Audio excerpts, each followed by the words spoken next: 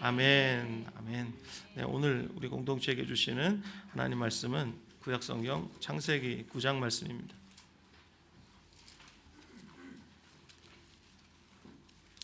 창세기 9장 1절에서 17절 말씀입니다.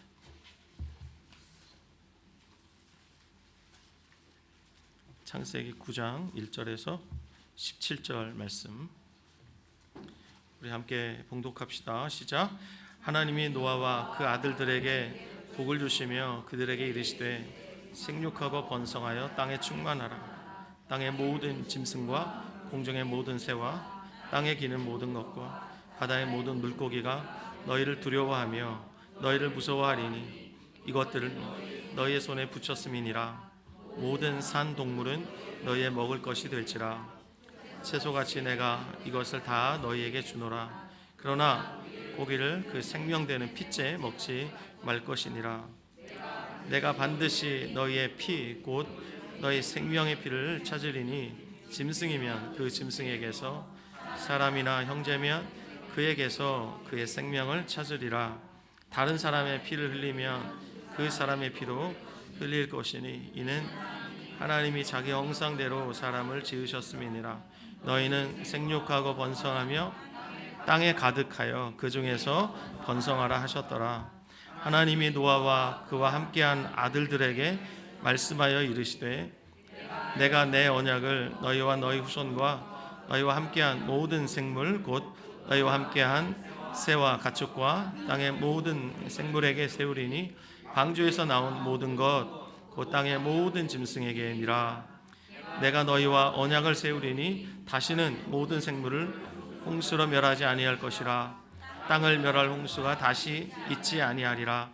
하나님이 이르시되 내가 나와 너희와 및 너희와 함께하는 모든 생물 사이에 대대로 언약 영원히 세우는 언약의 증거는 이것이니라.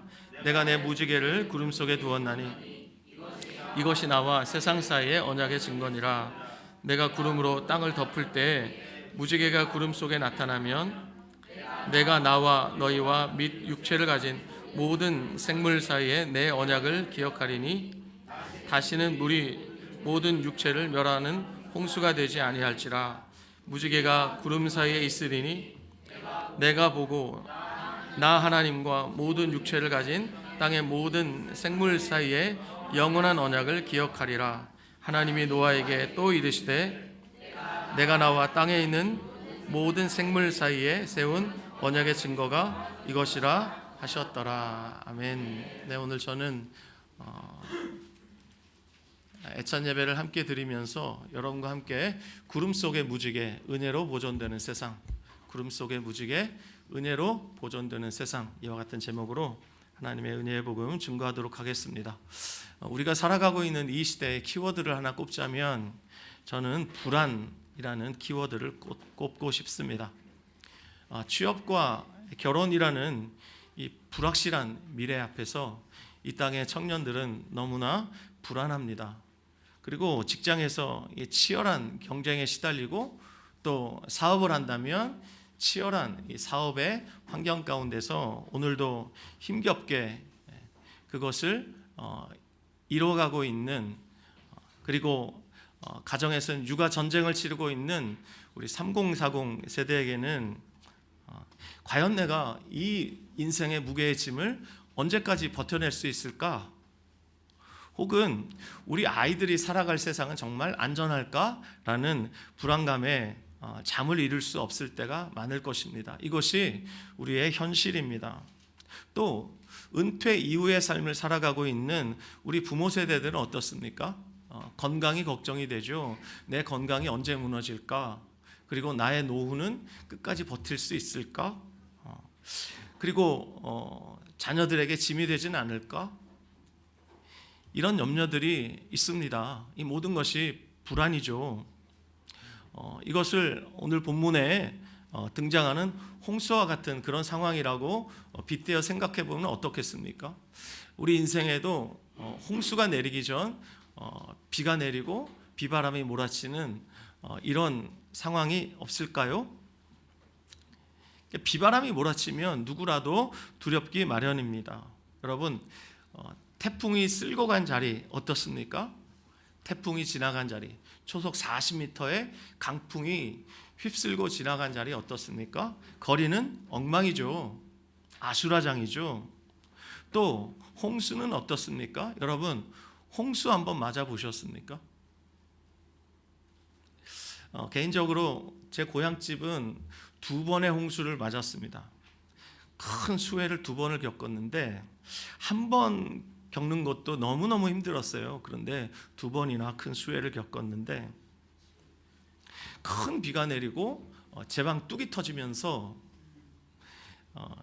제 어머니가 사시는 그 동네에 물이 들이닥쳤어요. 어른 목까지 물이 꽉 들이찼을 때 여러분, 사람들이 너무너무 두려웠겠죠. 그리고 물이 빠진 후 그 모습 상상이 되십니까? 너무너무 처참했습니다. 집안의 모든 가재도구가 집 밖으로 다 나왔습니다. 그래서 몇 날 며칠을 집을 정리하고 정말 눈뜨고 볼 수 없는 그런 상황들을 겪었습니다. 그 일을 2번 겪었습니다. 제 친구가 지금 핫플레이스라고 하는 성수동에 살고 있을 때 말 그대로 지하 셋집에 살았어요. 반지하도 아니에요. 진짜 지하예요. 계단으로 내려가는데 거기는 창문도 없는 집이에요. 근데 옛날에 뚝섬 그 뚝이 터져가지고 성수동 일대가 완전히 잠긴 일이 있었습니다. 혹시 기억나시는 분 계신지 모르겠는데 갔더니 제 친구 집이 들어가는 입구가 물이 철철 넘쳐요. 문을 열 수가 없죠. 물이 좀 빠졌어요. 어떻게 물이 빠졌을까요? 양수기로 퍼냈죠. 퍼내고 나니까 그 안에 온갖 오물이 그 집을 꽉 채우고 있는데 너무너무 처참했습니다. 만약에 이런 홍수를 한번 겪은 사람들, 그 마음에 트라우마라고 하죠.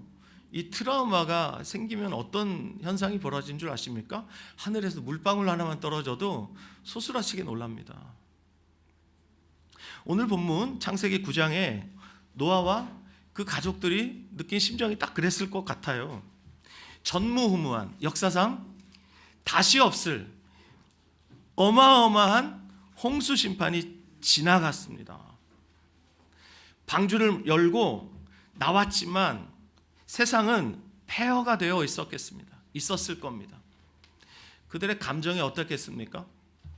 첫 번째 감정은 살았구나 라는 감사였겠죠. 그리고 안도감이 있었을 겁니다. 그런데 동시에 마음속 깊이 자리 잡고 있었던 감정이 뭐였냐면 두려움이었어요. 하나님이 다시 화를 내시면 어떡하지? 이런. 하나님이 다시 물로 심판하시면 어떡하지? 그럼 우린 다시 끝장인데? 이런 두려움이 막 밀려들었을 거예요. 그때 하나님의 노아와 그 식구들에게 찾아오시는 장면이 바로 홍수 심판 이후에 하나님의 노아와 그 가족들 그리고 모든 피조개와 언약을 맺으시는 바로 이 장면입니다. 근데 이 장면에서 우리가 주목해야 할 것이 뭐냐면 하나님이 하늘에 거대한 징표를 보여주시죠. 그것이 뭡니까? 무지개입니다. 구름 속에 무지개를 두시면서 하나님이 약속하시죠. 다시는 물로 심판하지 않겠다. 얼마나 위로였고 얼마나 안심이었겠습니까? 근데요, 이 약속은 비단 노아와 그 가족들에게만 해당되는 약속이 아니었습니다. 오늘 이 불안한 시대를 살아가고 있는 저와 여러분, 우리에게도 이 약속은 엄청난 위로를 줍니다. 하나님이 이 세상을 지금 어떻게 경영해 가고 계시는가? 하나님이 이 세상을 어떻게 움직여 가고 계시는가? 이걸 알 수 있기 때문이에요. 하나님이 주시는 이 말씀이 여러분에게 위로가 되기를 바라고, 그리고 말 그대로 기쁜 소식, 복음이 되기를 바랍니다. 먼저 1절 말씀을 보시길 바랍니다. 하나님이 노아와 그 아들들에게 복을 주시며 그들에게 이르시되, 시작, 생육하고 번성하여 땅에 충만하라. 자, 여러분, 제가 지금 스마트폰을 손에 들고 있는데요, 이 스마트폰, 이게 먹통이 되면 우리가 어떻게 하죠? 제일 빠른 길은 어떻게 하는 거예요? 한 대 때리나요? 어떻게 하죠? 예, 껐다 키죠. 껐다 키면 얘가 정신을 차려요. 예. 껐다 키는 것을 뭐라고 그래요? 리셋이라고 해요. 리셋. 하나님이 온 세상을 다시 리셋하셨어요. 홍수 심판으로 다시 시작하셨다 이 말입니다. 그런데 놀라운 것은 하나님이 리셋하신 후에 인간에게 주신 사명이 똑같다는 거예요. 생육하고 번성하여 땅에 충만하라. 여러분, 이 명령을 누구에게 가장 먼저 주셨죠? 아담에게 주셨대요. 창세기 1장 28절을 보면 토시 하나 틀리지 않고 똑같이 아담에게 명령하십니다. 생육하고 번성하여 땅에 충만하라. 노아에게도 똑같은 명령을 주고 계시죠. 이것이 우리에게 아주 중요한 메시지를 던지고 있는데, 이게 뭡니까? 지금 심판받은 상황이에요. 다 멸하실 수 있지만 노아와 그 식구들을 살려주시면서 하나님이 실패한 인간에게 다시 주시는 명령이에요. 여기서 우리가 뭘 알 수 있습니까? 하나님은 실패한 인간을 포기하지 않으신다는 사실입니다. 홍수 이전에 아담은 죄가 없었어요. 아담이 창세기 1장 28절에서 그 명령을 받을 때 아담은 아직 범죄하지 않았습니다. 근데 홍수 이후에 노아는 어떤 상태입니까? 죄로 충만한 죄성을 가진 인간입니다.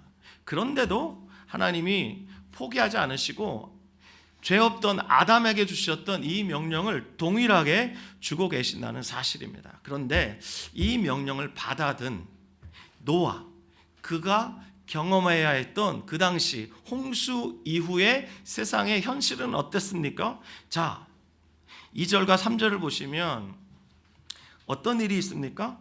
짐승들이 인간을 두려워하죠.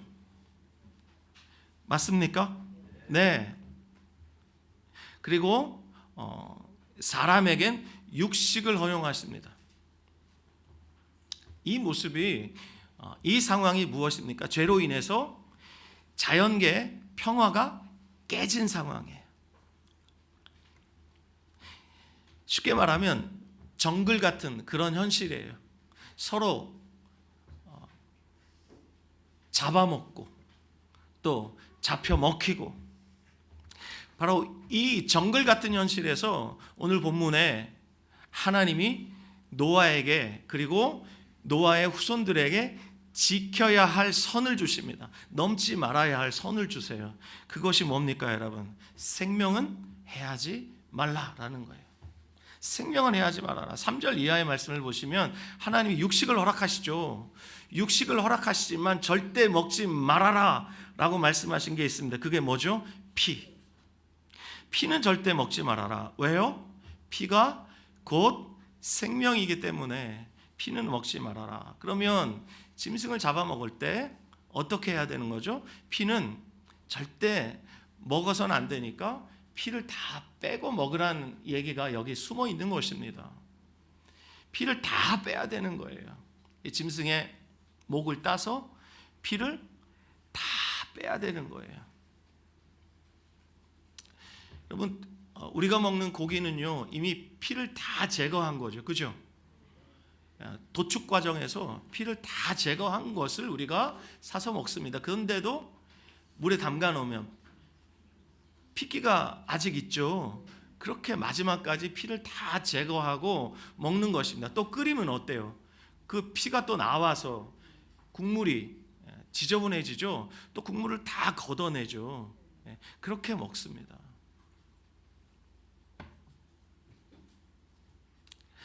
하나님께서 피째 먹지 말라고 명령하시는데 그 이유가 뭘까요? 그 이유 바로 6절입니다. 이는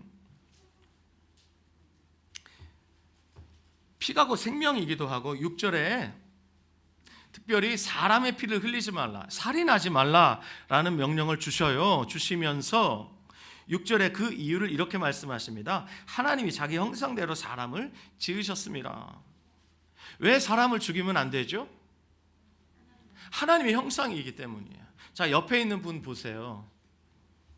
외모를 보지 마시고 옆에 있는 여러분, 우리 하가모 식구들 하나님의 형상입니다. 모두가 다 하나님의 형상입니다. 맞습니까? 뭐 돈이 많든 돈이 적든 많이 배웠든 못 배웠든 남자든 여자든 외모가 뭐 질서가 있든 좀 무질서하든 상관없어요. 전부 하나님의 형상이에요. 맞습니까? 우리는 하나님의 형상이에요. 무슨 얘기예요? 너무 존귀하다라는 뜻이에요. 내가 존귀하면 옆 사람도 존귀한 것입니다. 아멘. 내게 복음이 필요했다면 옆 사람에게도 복음이 필요했던 것이에요. 맞습니까? 이것이 오늘날 이 땅을 살아가는 우리에게 엄청난 메시지를 주고 있습니다. 여러분, 우리가 살고 있는 이 대한민국 정치적으로 얼마나 심각하게 분열되어 있습니까? 서로 미워하고 혐오하고 갈등으로 얼룩져 있는 이 대한민국 뿐만 아니라 미국 뿐만 아니라 유럽, 지구촌 전체가 지금 서로 미워하고 혐오하고 반목하고 갈등하고 그렇게 살아가고 있습니다. 제가 지난주에도 말씀드린 것처럼 이번 주에도 인터넷 댓글창을 보면 정말 욕설이 난무하고 혐오하고 정말 눈뜨고 읽을 수 없는 그런 댓글들이 넘쳐나고 있습니다. 그리고 이런 시대에 우리가 살아가고 있다는 것을 여러분, 우리가 알아요.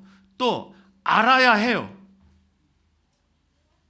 그렇다면 이런 시대를 살아가고 있는 저와 여러분, 우리 그리스도인들에게 주님이 주시는 사명이 무엇이겠습니까? 피째 먹지 말라, 그리고 사람의 생명을 해하지 말라라고 말씀하시는 이 주님의 명령 앞에 서 있는 저와 여러분, 우리에게 주시는 주님의 사명이 뭐겠습니까? 단지 그냥 교회 다니는 것입니까? 아니죠. 직장에서는 어떻게 해야 됩니까? 상사를 존중하고 부하 직원을 존중해야 하겠죠. 사업장에서는요, 고객을 정말 존중하고, 가정에서는요, 자녀들을 존중하고, 전부 하나님의 형상입니다. 하나님의 형상으로 존중하는 것, 약자를 함부로 대하지 않는 것, 이것이 2026년을 살아가고 있는 저와 여러분에게 주시는 하나님의 사명이라고 생각합니다. 맞습니까, 여러분? 정치적 입장이 다를 수는 있어요. 하지만 다를 수는 있지만 다르다는 것이 차별의 이유가 되어서는 안 되겠죠. 다르지만 다른 그 사람도 하나님의 형상이에요.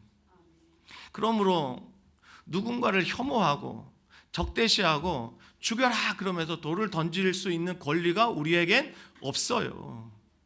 그렇기 때문에 우리 공동체 안에도 정치적인 입장이 다를 수 있어요.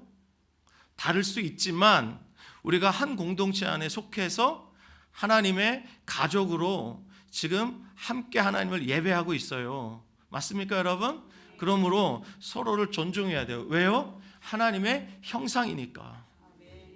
맞습니까? 그러므로 하나님이 주시는 엄미한 명령, 이 명령 앞에 우리가 서야 합니다.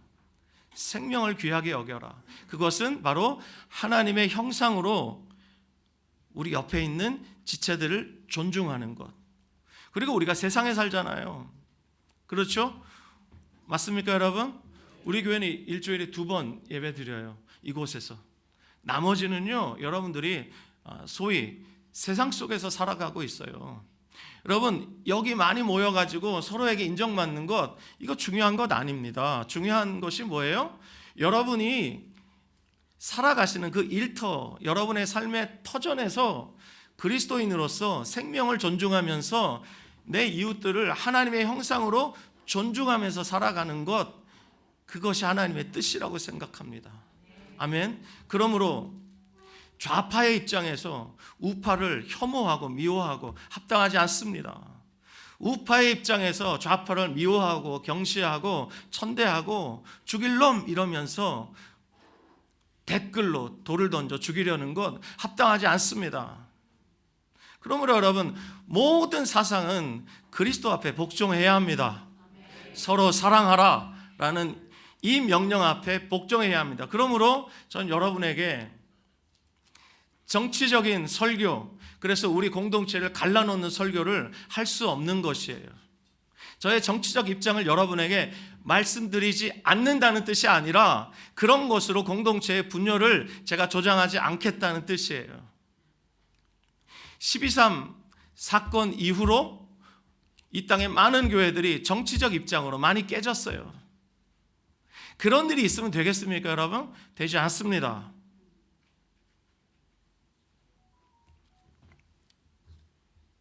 자, 8절 이하에서 하나님이 이제 언약을 세우시는데요.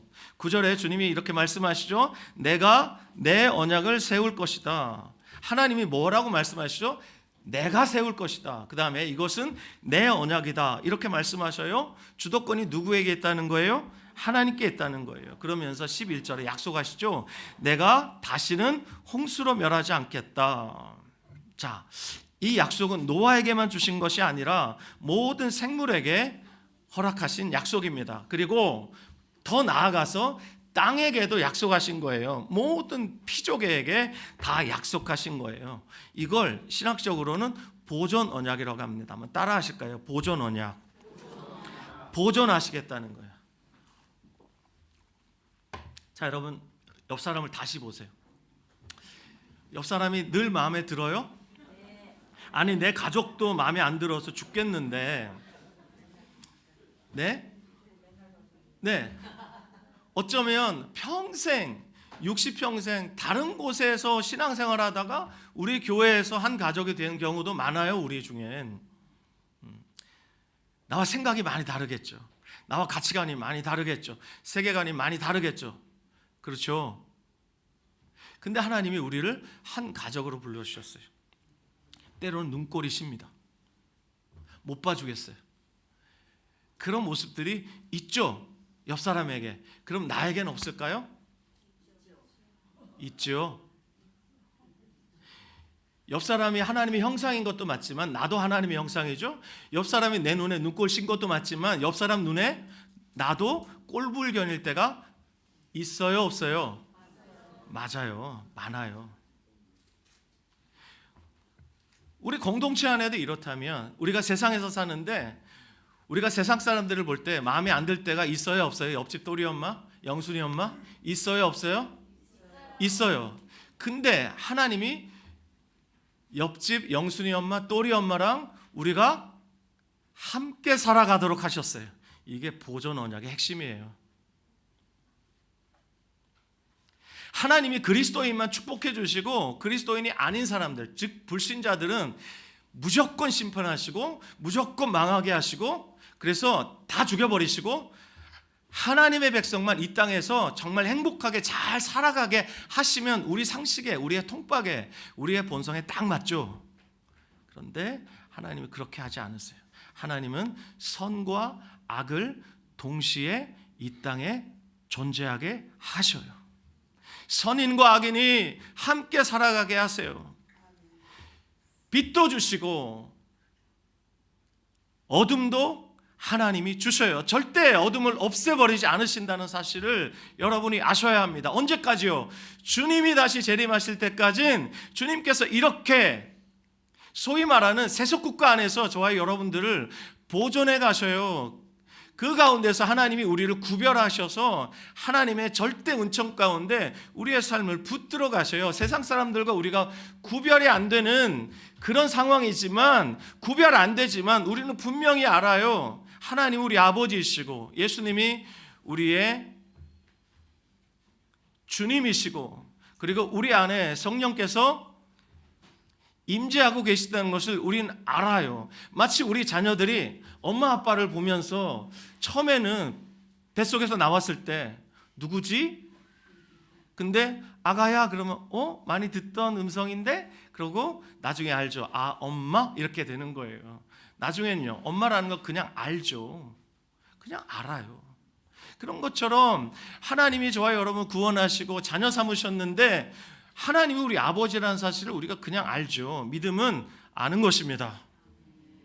그러므로 사람들은 우리를 잘 모르지만 하나님은 우리를 아시고요. 우리도 하나님을 알아요. 아는 것이 영생이라고 말씀하셨어요. 맞습니까, 여러분? 그러므로 구별되지 않는 이 세상 가운데 우리는 구별된 존재로 살아가고 우리가 구별되었다는 걸 우리가 알아요. 믿는 자는 내가 구원받았다는 사실을 알아요. 하나님이 내 아버지라는 사실을 알고 예수님이 나의 주님이라는 사실을 알고 성령님이 내 안에 거주하신다는 사실을 알아요. 맞습니까? 네. 그렇지만 세상 가운데서 마음에 안 드는 사람들과 함께 섞여서 살아가는 것, 이것이 바로 하나님이 보존하시는 세상의 원리예요. 이것을 여러분 늘 마음에 두셔야 됩니다. 그러면 우리의 마음속에 어떤 생각이 드냐면 꼴불견이지만 용납해야지. 왜요? 나도 하나님의 형상이고 저 사람도 하나님의 형상이라는 거예요. 그래서 애써서 용납합니다. 마음에 안 들지만 입 꽉 깨물게 용납합니다. 용납하고 용서하다 보면 우리 안에 어떤 일이 벌어지는 줄 아세요? 우리의 마음이 점점 넓어져요. 입 꽉 깨물고 용서해 보는 거예요. 그러면서 우리의 마음이 점점 넓어지는 거예요. 그러면서 우리가 그리스도의 마음을 닮아가게 되는 거예요. 믿습니까, 여러분? 그렇게 되는 거예요. 그래서 여러분 한번 따라 하실까? 이빨을 한번 꽉 깨물어 보세요. 자, 따라 하세요. 이를 꽉 깨무시고 사랑한다 해보세요. 시작. 스릉흔드. 스릉흔드 이렇게 나오죠. 스릉흔드. 그렇죠? 옆 사람에게 스릉합니다. 시작.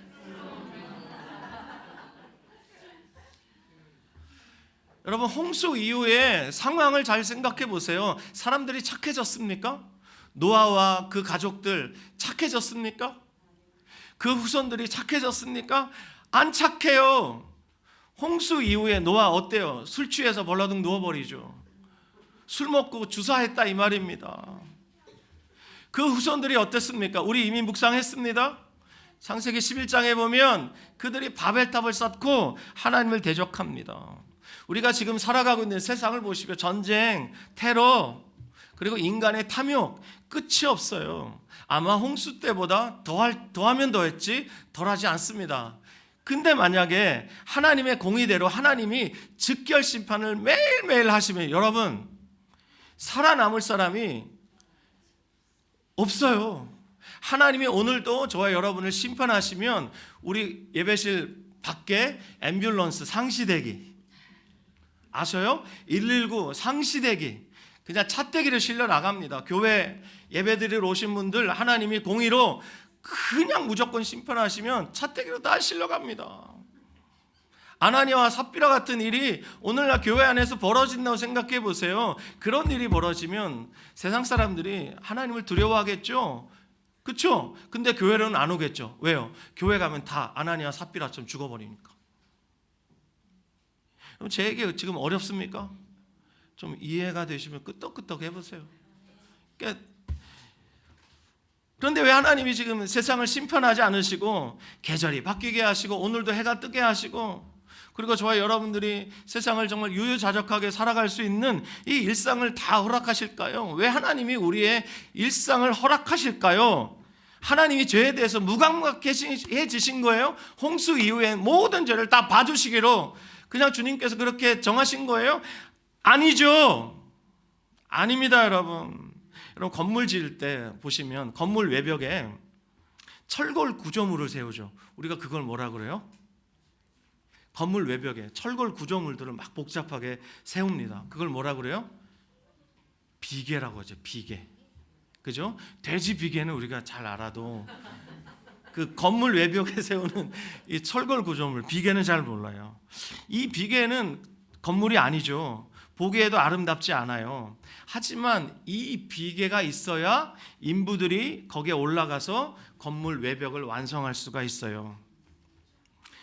그리고 건물이 완성되면 비계는 반드시 철거됩니다. 자, 여러분, 이 비계, 이 비유가 여러분에게 와 닿는지 모르겠습니다. 이 세상의 역사, 여러분, 우리가 지금 살고 있는 이 세상 속에 정치, 경제, 문화, 모든 사회 제도, 이 모든 것들은 비계와 같은 거예요. 하나님께서 이 비계를 그냥 두시는 거예요. 언제까지요? 저와 여러분, 우리 교회가 완성될 때까지 하나님이 비계를 철거하지 않으시고 그냥 두시는 거예요. 교회가 완성되면 그제서야 비계는 철거될 것입니다. 우리가 이 땅에 속하여 우리가 경험하는 정치, 경제, 사회, 문화, 또 국가라는 이런 공동체, 이 모든 것들은 비계예요. 근데요, 하나님이 지금 교회를 완성해 가고 계시는데 이 교회가 완성되고 나면 주님이 오시겠죠? 주님이 다시 오시면 어떻게 됩니까? 이 세상의 것들은 다 철거됩니다. 그때까지 노아에게 약속하신 것이 뭐죠? 이 세상의 정치, 경제, 사회, 문화, 비계와 같은 이 모든 것들을 주님께서 보존하시겠다고 약속해 주신 거예요. 자, 그렇다면 하나님께서 보존하시는 이유가 뭘까? 이게 중요하죠. 왜 비계를 철거하지 않으시고 계속 두실까? 그것은 바로 하나님의 교회가 완성되어야 하기 때문이에요. 하나님의 교회가 완성된다는 얘기가 뭐예요? 그것은 하나님이 선택하신 하나님의 백성들을 구원하시기까지 하나님이 계속 일하신다는 뜻이에요. 아멘. 저와 여러분 하나님의 형상입니다. 우리에게 복음이 필요했고 하나님이 멸망 가운데 우리를 구원해 주셨습니다. 그렇다면 나만 구원받을 게 아니라 내 아들, 내 딸들도 구원받아야 되겠죠. 내 사랑하는 친척들도 구원받아야 되겠죠. 하나님이 그 기회를 지금 우리에게 허락하고 계시는 것이라고 생각합니다. 자, 베드로후서 3장 9절 말씀 제가 읽겠습니다. 주의 약속은 어떤 이들이 더디다고 생각하는 것 같이 더딘 것이 아니라 오직 주께서는 너희를 대하여 오래 참으사 아무도 멸망하지 아니하고 다 회개하기에 이르기를 원하시느니라. 아멘. 여러분, 세상이 부조리해 보이죠. 하나님이 침묵하시는 것 같아서 여러분 너무 답답하실 때 많죠. 악이 기승을 부릴 때 하나님 도대체 뭐 하시냐 이거예요. 그리고 이 세상이 너무 지겨울 때가 있어요. 반복되는 일상, 너무 지루하고 의미 없어 보일 때가 있습니다. 그 기간이 무엇입니까, 여러분? 하나님이 지금 교회를 완성해 가시는 그 기간입니다. 비계가 철거될 날이 얼마 남지 않았습니다. 그때까지 하나님이 계속해서 인내하시면서 무엇을 하시냐면 하나님의 백성들을 불러 모으시고 있어요. 하나님의 백성들을 불러 모으시고 있어요. 열방 가운데 하나님의 교회를 완성해 가고 계시는 거예요. 이것이 선교입니다, 여러분. 맞습니까, 여러분? 그래서 역사는 반드시 선교와 함께 갑니다. 역사가 언제 끝날까요? 선교가 완성되면 역사가 끝나는 거예요. 우리 그리스도인들이 가져야 할 시각이 뭘까요? 선교와 역사는 함께 간다는 거예요. 여러분, 군웅할거의 시대, 대단한 영웅들이 일어나고 그리고 영웅들이 몰락하는 이 세상의 역사, 영웅들을 주목하시면 안 되는 거예요. 그 군웅할거의 시대에 하나님이 무엇을 하고 계시는가? 이것을 주목하셔야 되는 거예요. 하나님의 시선이 지금 어디에 있을까? 주님이 지금 어디를 가고 계실까? 이것들을 주목하셔야 되는 거예요. 이것이 바로 하나님의 나라와 의를 구하는 하나님 백성의 마땅한 도리라고 저는 생각합니다. 여러분, 역사를 보실 때 무엇을 주목하셔야 되는가? 선교가 지금 어디까지 왔는가? 이것을 주목하셔야 되는 것입니다. 하나님이 지금도 지구 곳곳에서 하나님의 백성들을 모으고 계십니다. 우리는 이미 모아진 존재들이죠. 그렇죠? 그리고 우리 주변의 가족들, 우리 사랑하는 지인들, 그분들에게 무엇이 필요하죠? 복음이 필요해요. 그래서 그분들에게 우리가 복음을 외쳐야 하는 것입니다. 그렇게 할 때 하나님이 우리를 통하여서 하나님의 나라를, 하나님의 교회를 완성해 가시고 주님이 다시 오실 때 모든 비계가 다 철거될 것입니다. 그러므로 여러분, 오늘 우리가 누리고 있는 이 일상 속에서 주님이 뜻하시는 게 뭘까요? 주님이 뜻하시는 것, 그것은 저와 여러분들이 이 땅에서 복음 전하는 자로 살아가는 거예요. 아멘? 할 수 있는 대로 총체적인 방법으로 복음을 전하십시오. 설명해 주시든 아니면 그분을 사랑으로 섬기시든 어떤 방법으로든 여러분들이 복음을 전하십시오. 복음을 전할 수 있다면 무엇이든 하시길 바랍니다. 그렇게 할 때 하나님이 우리 공동체 안에 속하게 하실 수도 있고, 하나님이 때가 되면 그분을 다른 공동체에 속하여서 그분을 구원하실 수도 있습니다. 주권은 오직 주님께 있는 것입니다. 그러므로 여러분, 하나님이 지금 무엇을 하고 계시는가? 하나님이 침묵하시는 것 같지만 그렇지 않습니다. 여러분, 하나님이 지금도 일하고 계십니다. 무엇을 하고 계세요? 하나님의 교회를 완성해 가고 계십니다. 그 하나님의 일에 동역하신 여러분 되시기를 주님의 이름으로 축원합니다. 마지막으로 하나님이 구름 속에 언약의 증거로 두신 무지개를 우리가 주목해 보아야 하겠습니다. 13절 말씀 다시 한번 읽겠습니다. 13절 시작. 내가 내 무지개를 구름 속에 두었나니 이것이 나와 세상 사이의 언약의 증거니라. 아멘. 자, 하나님께서 무지개를 구름 속에 두셨는데 무지개 앞에 어떤 표현이 들어있어요? 내 무지개라 말씀하셨어요. 우리가 물총으로 막 이렇게 물놀이 하다 보면 뜻하지 않게 무지개가 이렇게 생기는 것을 보죠.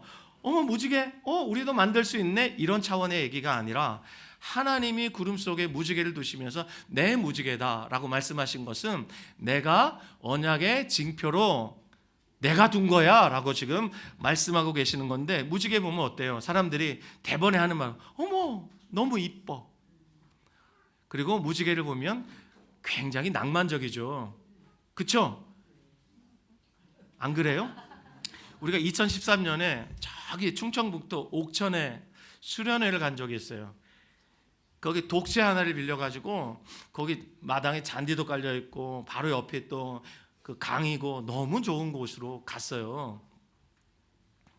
근데 거기서 수련회 마지막 날 우리 짐 싸서 돌아오려고 그러는데, 와 여러분, 하늘에 쌍무지개가 떴어요. 하나도 아니고 2개의 무지개가 떴어요. 보면서 사람들이 우와 우와 하면서 입을 다물지 못했어요. 쌍무지개가 뜨면 사람들은 길조라 그래요. 좋은 일이 있을 것이다 막 흥분한단 말이에요. 하지만 여러분, 고대 시대의 무지개는 전혀 다른 의미예요. 오늘 무지개라고 번역된 이 단어가 히브리어로 케세트인데요. 한번 따라 하실까요? 케세트. 이게 원래 무슨 뜻이냐면 활 있죠. 전쟁할 때 쓰는 활. 활이 어떻게 해요? 휘어져 있죠. 케세트는 원래 활을 뜻하는 단어예요. 고대 시대에 활을 들고 있다는 것은 그 사람이 지금 전쟁하러 나간다는 뜻이에요. 지금 화가 났다는 뜻이에요. 이제 그 활에 화살을 먹여서 쏘고 내가 미워하는 사람을, 내가 심판할 사람을 가서 죽이겠다라는 그 의도가 마음에 숨어 있는 거예요. 그러므로 여러분, 이 무지개가 원래 뜻하는 것은 진노와 심판이에요. 그렇습니다. 하나님이 이 무지개를 구름 속에 걸어두셨는데, 구름 속에 무지개를 걸어두셨다는 얘기는 심판이 끝났다는 거죠. 손에 들고 있다면 지금 전쟁하러 나간다는 뜻이고, 무지개를 걸어두셨다는 얘기는 심판이 끝났다, 전쟁이 끝났다는 뜻이에요. 그런데 여러분, 놓치지 말아야 할 놀라운 비밀이 이 본문에 숨어 있습니다. 여러분, 무지개 모양을 여러분 머릿속에 한번 그려보세요. 무지개 어떻게 뜨죠? 자, 첫 번째 1, 이렇게 뜨나요? 2, 이렇게 뜨나요? 자, 1, 이렇게 뜬다. 2, 이렇게 뜬다. 1이죠. 이렇게 떠요. 이 활의 둥근 부분이 어디를 향해 있습니까? 땅을 향해 있습니까? 아니면 하늘을 향해 있습니까? 하늘을 향해서 활이 놓여져 있어요. 이게 무슨 뜻이에요? 활의 구조상 시위를 당겨서 화살을 쏘면 그 화살은 땅에 있는 인간에게 날아가는 것이 아니라 하늘 보좌에 계신 하나님 자신에게로 화살이 날아가도록 그렇게 걸어두셨어요. 여기에는 하나님의 비장한 결단이 담겨 있습니다. 자, 여기에 하나님의 결단이 무엇입니까? 이 언약이 깨져서 누군가가 그 죄로 말미암아 심판을 받아야 한다면 그 심판의 화살은 누가 맞겠다는 거예요? 하나님이 맞으시겠다는 거예요. 이것이 하나님이 구름 속에 활을 걸어두시면서 무지개를 걸어두시면서 하신 약속이에요. 여러분, 건물 꼭대기에 피뢰침이라는 것을 생각해 보십시오. 피뢰침 언제 쓰이는 거예요? 번개가 칠 때. 그 번개는 어마어마한 파괴적인 힘을 가지고 있습니다. 번개 맞은 나무를 보신 적 있으세요? 실시간으로 동영상으로 혹시 보신 적 있으세요? 번개가 내리치잖아요. 그러면 그 아름드리 나무가 둘로 즉시로 쪼개집니다. 번개의 힘은 엄청난 것입니다. 그 번개가 건물에 그대로 때리면 건물이 부서지든지 화재가 나든지 둘 중에 하나예요. 근데 피뢰침이 딱 서 있잖아요. 그러면 그 엄청난 고압의 전류를 그 피뢰침이 다 받아내서 땅으로 흘려보내죠. 피뢰침이 번개를 대신 맞고 건물은 안전하고 그 안에 있는 사람들도 안전합니다. 그러므로 여러분, 이 무지개 언약은 무슨 뜻이냐면 자신을 향해 겨눠진 활이라는 뜻이고, 그리고 건물의 꼭대기에 설치되어 있는 피뢰침과 같은데, 여러분, 하나님이 2000년 전 갈보리 십자가 언덕 위에서 그 아들로, 그 하나님의 아들이신 예수님이 십자가 위에서 하늘로부터 내리치는 번개와 같은 하나님의 진노를 다 온몸으로 감당하셨어요. 우리가 죄를 지었기 때문에 하나님의 공의의 화살은 반드시 땅으로 내리꽂혀야 맞습니다. 진노의 번개는 저와 여러분, 우리의 인생 위로 떨어져야 맞습니다. 하지만 하나님은 무지개 언약대로 그 진노의 화살을 당신의 외아들 예수 그리스도에게로 쏘셨습니다. 예수님이 십자가 위에서 우리의 피뢰침이 되셨습니다. 여러분, 십자가 위에서 예수님께서 절규하셨어요. 왜 절규하셨을까요? 하늘에서 하나님의 진노의 번개가 내리쳤기 때문이에요. 그 번개를 맞으시면서 예수님이 하신 말씀이 뭐예요? 나의 하나님, 나의 하나님, 어찌하여 나를 버리십니까? 라고 절규하셨어요. 그 진노의 번개를 주님이 맞으시면서 그 심장을 관통하여서 예수님의 심장이 터져버렸기 때문에 저와 여러분의 생명이 살아난 것입니다. 그 사건이 그 오래전 노아에게 약속하셨던 그 언약의 성취였다는 사실을 여러분 꼭 기억하시길 바랍니다. 그러므로 여러분, 오늘 이 시간, 이 시대를 살아간 저와 여러분에게 하나님이 주시는 위로가 무엇일까 생각해 볼 때, 여러분, 우리 인생에 맑은 날보다 흐린 날이 훨씬 많죠? 맞습니까? 우리 인생에는 맑은 날보다 흐린 날이 훨씬 많아요. 먹구름이 잔뜩 낄 때가 많아요. 비가 온 후에 무지개가 뜨죠. 이것이 무엇을 가리킬까? 청년의 때에, 여러분, 여기 청년들 여럿이 있는데, 여러분의 진로가 막히는 먹구름이 많이 끼죠. 미래가 불안해요. 우리 아들만 해도 불안해서 잠을 못 잘 때가 많더라고요. 옆에서 지켜보잖아요. 얼마나 힘들까, 이런 생각 많이 해봐요. 또 여기 3040 가장들이 있는데 얼마나 어깨에 짐이 무거울까. 또 제 부모님 세대 여기 많이 계시죠. 얼마나 외로울까, 이런 생각 제가 많이 합니다. 요즘 제 어머니의 그 투병하시는 모습을 보면서 제 마음이 참 어떤 때는 설명할 길이 없습니다. 혹시 여러분들이 만약에 그 입장이 된다면 어떤 마음이실까 한번 생각해 보세요. 호스피스 병원에 갔다는 얘기는 이제 얼마 안 남았다는 얘기예요. 뇌의 암세포가 다 전이됐다라는 얘기는 6개월 안에 끝난다는 얘기거든요. 얼마나 불안할까? 한번 생각해 보세요. 만약에 이 불안이 전부라면, 인생의 절망이 결론이라면 오늘 이 성경은 우리와 아무 관계가 없어요. 그런데 하나님이 구름 속에 무지개를 걸어두시면서 우리에게 무엇을 말씀하실까요? 너 그 절망의 때에 십자가 바라봐라. 십자가를 바라봐라. 내 아들이 나의 진노의 번개를 맞아 그 심장이 터짐으로 내가 너희를 구원했다는 사실을 잊지 말아라 라고 주님이 말씀하시는 것이라고 생각해요. 우리가 살아가는 시대, 노아의 시대와 전혀 다르지 않습니다. 홍수 이후에 인간들이 또다시 타락했죠. 그들이 원래 죄가 없었는데 죄가 들어와서 다시 타락한 것입니까? 아닙니다, 여러분. 아담의 군상들이에요. 아담에게 들어왔던 그 죄가 모든 인류를 하나님 앞에 존재적 죄인으로 만들어서 하나님 앞에 지을 수 있는 건 죄밖에 없다는 것을 노아 이후에 바벨탑 사건으로, 그리고 아브라함을 부르신 이후에도 이 아브라함이 그 땅에서 믿음으로 버틸 수밖에 없는 그런 상황으로 그 시대가 하나님 앞에 그 실상을 고스란히 드러냈어요. 이 시대도 마찬가지예요. 고대 아브라함 시대나 지금 이 시대나 하나님 앞에 똑같습니다. 타락한 아담의 군상들이 만들어가는 세상이에요. 여기에서 무슨 선한 것이 나겠습니까, 여러분? 이 세상은 그래서 저와 여러분에게 불안밖에는 줄 것이 없어요. 고통밖에는 줄 것이 없어요. 미래가 너무너무 불투명합니다. 여러분, 미래가 확실하게 우리에게 열려있다면 불안할 것이 뭐가 있겠습니까? 노후가 안정되어 있다, 걱정할 것 없다 그러면 우리가 뭐가 불안하겠습니까? 그런데 그렇지 않다는 게 문제잖아요. 근데 여러분, 이런 세상에 살고 있는 저와 여러분에게 하나님이 주신 약속이 있어요. 그것이 뭐예요? 오늘 본문에 나오는 무지개 약속이에요. 하나님이 구름 속에 무지개를 걸어두셨어요. 그리고 그 무지개의 약속을 예수님을 통해서 성취하셨어요. 여러분, 예수님이 우리 대신 죽었습니다. 아멘. 그리고 예수님과 함께 우리가 죽었습니다. 그리고 우리가 지금 예수님 안에 있습니다. 믿습니까, 여러분? 예수님이 우리의 모든 삶을 보호해 주십니다.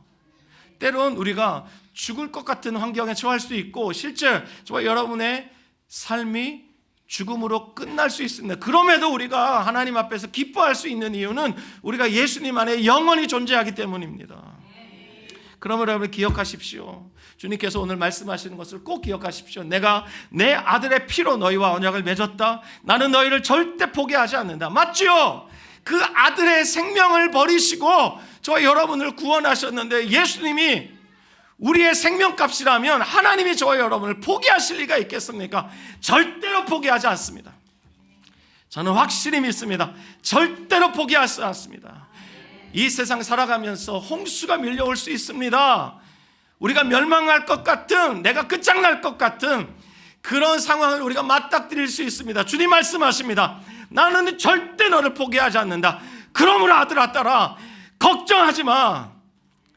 걱정하지 마 라고 주님이 말씀하십니다. 그러므로 여러분, 오늘 이 본문을 통해서 하나님이 지금 은혜로 보존하고 계시는 이 세상, 이 무지개 언약이란 이 안전한 지붕 안에 저와 여러분이 살고 있다는 사실을 기억하시면서 세 가지 삶의 태도를 견지하셨으면 좋겠어요. 첫 번째, 하나님의 사랑을 신뢰하십시오. 하나님의 사랑, 어떤 경우라도 하나님의 사랑을 절대 불신하지 마십시오. 예, 여러분의 건강이 지금 무너지는 것 같아요.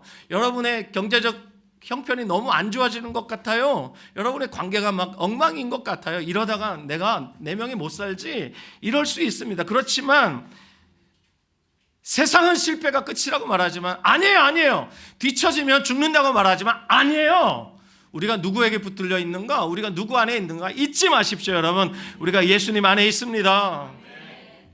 두 번째, 일상의 자리에서 여러분 생명의 파수꾼으로 살아가십시오. 무슨 얘기냐? 여러분 주변에 있는 이웃들을 존중하십시오. 하나님의 형상이에요. 만약에 이 복음이 이 대한민국 모든 사람들에게 그대로 믿어진다면 좌파나 우파나 가난한 자나 부한 자나 많이 배운 사람이나 못 배운 사람이나 전부 서로를 존중할 거예요. 그러면 누가 시키지 않아도 우리나라는 정말 천국이 될 거예요. 맞죠, 여러분? 그러므로 생명의 파수꾼으로 사십시오. 다시 한번 옆 사람에게 이렇게 말하시오. 당신은 하나님의 고귀한 형상입니다. 아멘. 세 번째, 하나님이 지금도 참으시는 그 목적을 기억하셔야 합니다. 하나님이 지금도 우리를 즉결 심판하지 않으시는, 이 땅을 즉결 심판하지 않으시는 그 목적을 여러분 기억하셔야 됩니다. 모든 사람이 다 회개하게 이르기를 원하시는 이 하나님의 마음. 그러므로 여러분, 이 골든타임에 우리가 무엇을 해야겠습니까? 할 수 있는 대로 총체적인 방법으로 복음을 전하는 일에 우리가 우리의 여생을 드려야 할 것입니다. 의의 전파자가 되어서 노아처럼 그렇게 하나님의 사명 감당하는 여러분 되시길 주님의 이름으로 축원합니다. 네, 2월 8일 우리 교회 창립 20주년 감사 예배 드린 날입니다. 그때 여러분 많이 초대하십시오. 그래서 음식이 동인하기를 바랍니다. 할렐루야. 작년 수련회처럼 고기가 부족해서 고기를 사러 갔던 그 기억처럼 음식이 부족해서 출장 뷔페를 부르는 일이 있기를 바랍니다. 할렐루야. 예. 그래서 저 같은 사람도 막 목사카세 그러면서 막 음식 만들고 뭐 그런 일은 없어야겠지만 여러분 우리 공동체 안에 정말 기쁨으로 복음 전하고 우리 주변 사람들이 다 살아나는 그런 생명의 역사가 풍성히 일어나기를 주님의 이름으로 축복합니다. 우리 잠시 기도하겠습니다. 여러분 가슴에 손을 얹어주시길 바랍니다. 사랑하는 주님, 불안과 두려움이 많은 시대를 우리가 살아가고 있습니다. 우리에게 무지개 언약을 주시고 십자가의 사랑을 확증해 주시니 감사합니다. 주님 당신을 향해 심판의 활을 겨누시고 우리에게는 평화를 주신 주님의 사랑을, 특별히 예수님의 사랑으로 그 약속을 성취하신 것을 기억합니다. 주님, 이 사랑을 우리가 입었습니다. 우리가 이 사랑을 입었는데 주님, 내 이웃도 이 사랑을 입어야 합니다. 그러므로 여러분, 그러므로 주님, 우리가 이웃들을 사랑할 수 있도록 그들의 허물을 덮어주고 또 그들을 하나님의 형상으로 회복할 수 있도록 복음을 전하는 일에 주님, 우리가 우리의 삶을 다 드릴 수 있도록 도와주시옵소서. 주님, 우리의 남은 삶이 생명을 살리고 복음을 전하는 보존의 은혜를 누리는 하나님의 통로 될 수 있도록 주님 역사하여 주옵소서. 우리의 영원한 방주이신 예수 그리스도의 이름으로 기도합니다. 아멘. 주님께 박수로 영광 돌립니다.